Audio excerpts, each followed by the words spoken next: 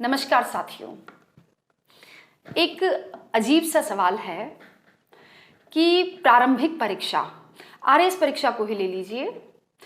प्रारंभिक परीक्षा का सफर आसान है या मुश्किल?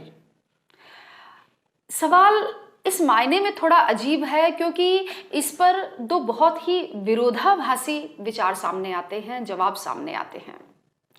एक पक्ष तो उन लोगों का है जो बिल्कुल ही फ्रेश स्टूडेंट्स हैं।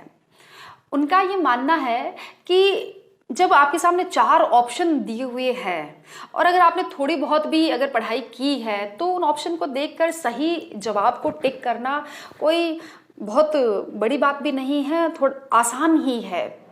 और ये कोई डिटेल में लिखने वाला पेपर तो है नहीं है जो कोई ज़्यादा दिमाग लगाया जाए, 2-4 तुक्के भी लगाएंगे तब भी काम चल जाएगा।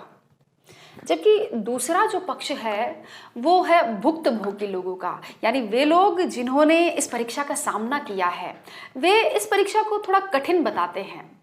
ऐसे लोगों का मानना है कि भले ही 4 ऑप्शन सामने होते हैं लेकिन वे चारों ही सही लग रहे होते हैं और ऐसे में जब तक अगर आपकी विषय पर पकड़ नहीं, आपको डीप नॉलेज नहीं है, तब तक उसका जवाब देना बहुत ही उलझन भरा हुआ होता है और उस उलझन में, उस चक्कर गिननी में फंसकर विद्यार्थी कंफ्यूज हो जाते हैं और रही सही कसर नेगेटिव मार्किंग पूरा कर देती है।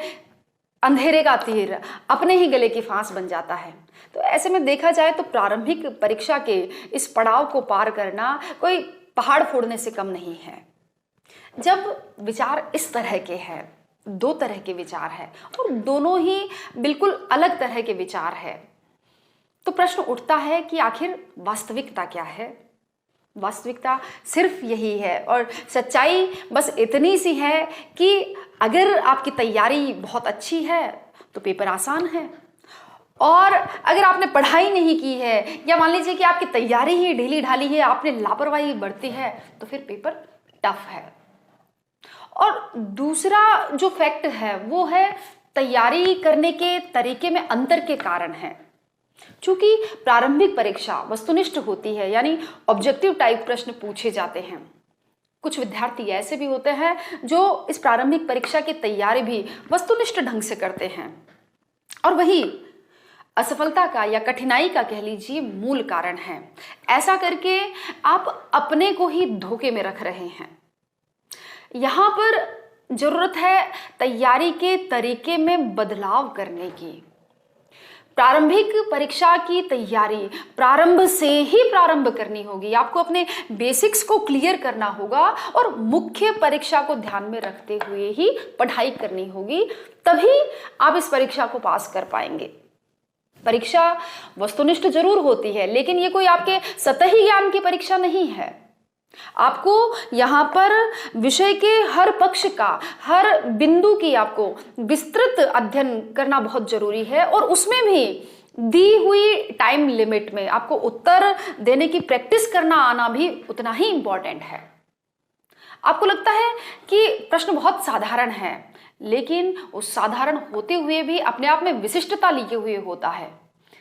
आप सोचेंगे और सोचते सोचते कब घड़ी की सुइयां समय समाप्ति का इशारा कर देगी, आप देखते ही रह जाएंगे। और यही वास्तव में प्रशासनिक सेवा परीक्षाओं के प्रश्न पत्रों की खास बात होती है कि इनको हल करने के लिए पूर्ण मानसिक सजगता और निर्णय क्षमता होनी चाहिए और ये तभी आएगी जब आपका ज्ञान जो है वो विस्तृत हो और आपने लगातार प्रैक्टिस की हो। यदि आपके विषय पर पकड़ है, आपको विषय की पूरी समझ है और आपने निरंतर प्रैक्टिस की है तो फिर मात खाने का सवाल ही नहीं उठता है।